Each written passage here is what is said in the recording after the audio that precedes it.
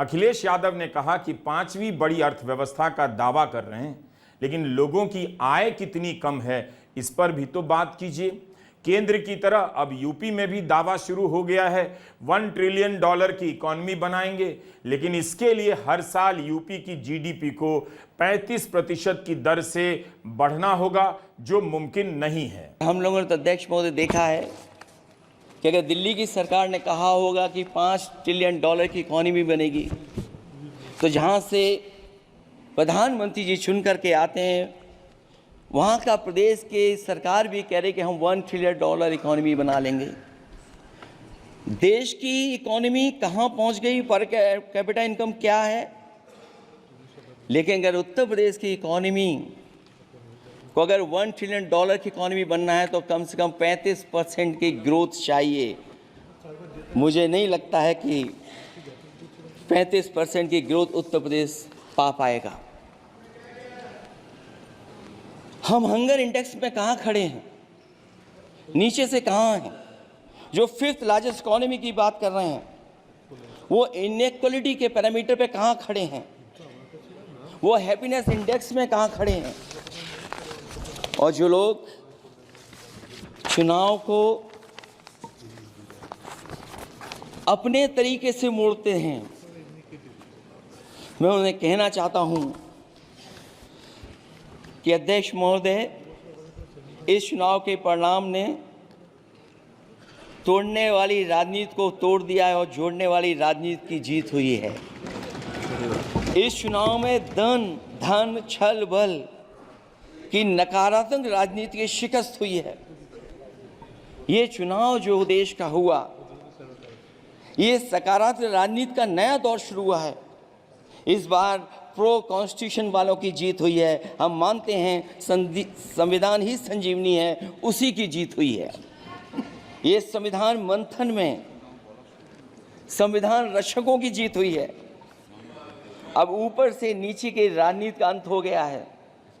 अब नीचे से जो समाज की जो आवाज़ उठेगी, वही राजनीति का आधार बनेगी। मैं कहना चाहता हूं कि देश किसी की व्यक्तिगत महत्वाकांक्षा से नहीं, जन आकांक्षा से चलेगा। मतलब अब मनमर्जी नहीं, जनमर्जी चलेगी। इस चुनाव का बड़ा पैगाम यही है। समाजवादी पार्टी के राष्ट्रीय अध्यक्ष ने यूपी से लेकर दिल्ली तक में हो रहे पेपर लीक पर भी सरकार को खूब घेरा, लेकिन तब भी सत्ता पक्ष से किसी ने उनसे नहीं कहा आप सत्यापित करें, आप सदन को गुमराह कर रहे हैं, ऐसा ना करें। जब तक अखिलेश यादव बोलते रहे, सत्ता पक्ष उन्हें सुनता रहा। अखिलेश यादव ने कहा कि 10 साल में शिक्षा परीक्षा माफिया पैदा हो गए हैं, तब भी सत्ता पक्ष से किसी ने नहीं कहा कि यह गलत है। योगी जी ने माफिया राज समाप्त कर दिया है, इसे सदन की कार्यवाही से हटा दीजिए। देश के प्रधान सांसद जी ने अनाथ पशुओं के बारे में बहुत कुछ कहा था। अनाथ पशुओं की समस्या से छुटकारा दिलवाने के लिए कब वादा किया हुआ, लेकिन कई चुनाव बीत गए हैं, अभी तक गन्ने का भुगतान 2 हफ्ते का वचन जो दिया था, कहाँ दिया था, अब तो वचन देने वाले को भी याद नहीं है। हर बात को जुमला बना देने वाले लोगों के ऊपर से जनता का भरोसा उठ गया है। इसीलिए बहुमत की सरकार नहीं है, ये सहयोग से चलने वाली सरकार है। डबल इंजन के नाम पर उत्तर प्रदेश को टकराहट के सिवा कुछ हासिल नहीं हुआ है। उत्तर प्रदेश में प्रभुत्व की लड़ाई 2 लोगों को आपस में लड़ा रही है, लेकिन उसकी मार जनता को सता रही है। पिछले 10 सालों की उपलब्धि बस इतनी रही कि एक शिक्षा परीक्षा माफिया का जन्म हुआ। अध्यक्ष महोदय, जिस समय चुनाव में थे और उत्तर प्रदेश में वो हालात देखे हैं कि नौजवान जब भी तैयारी कर कर के जाता था और परीक्षा दे करके लौटता था, तो उसको पता लगता था कि पेपर लीक हो गया।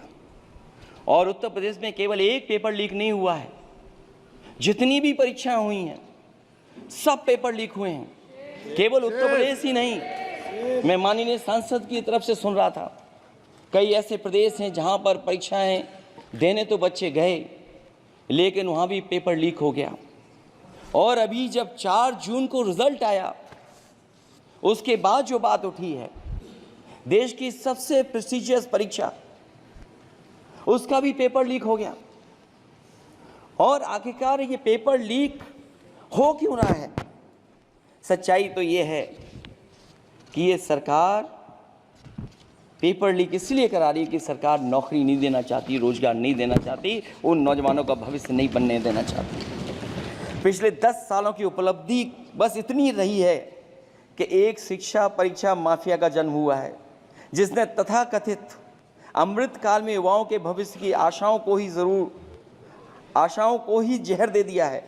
जो सरकार उम्मीद को मार दे, वह न तो वर्तमान को सुधार सकती है, न भविष्य को संवार सकती है।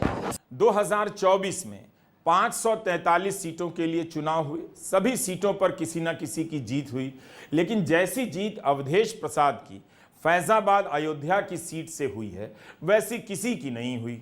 2 बार के सांसद लल्लू सिंह को समाजवादी पार्टी के उम्मीदवार अवधेश प्रसाद ने हरा दिया। विपक्ष इस जीत का मतलब खूब समझ गया। इंडिया गठबंधन के नेताओं के लिए अवधेश प्रसाद T20 विश्व कप की ट्रॉफी की तरफ बन गए हैं। अगर आपको यह वीडियो पसंद आया हो तो इसे लाइक, शेयर और सब्सक्राइब करना ना भूलें और साथ ही बेल आइकन को भी दबाएं, जिससे आपको हमारी हर ताज़ा अपडेट सबसे पहले मिल सके। जय हिंद।